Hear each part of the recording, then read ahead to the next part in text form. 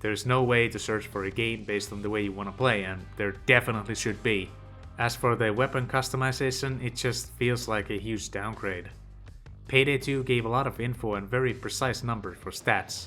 Payday 3 just gives these bars that don't even tell you anything, like what is this? The skill system is just alright in my opinion.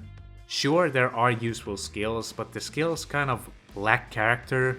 We don't have any insane stuff like Inspire or Joker that we had in Payday 2. This just feels like a very generic skill system.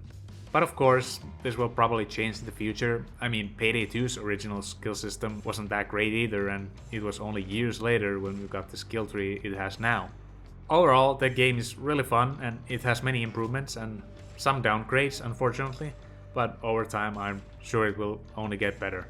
Thank you so much for watching. If you like what you saw and want to see more stuff like this in the future, like the video and subscribe to the channel. And with that being said, I'm gonna play some more Payday 3 now.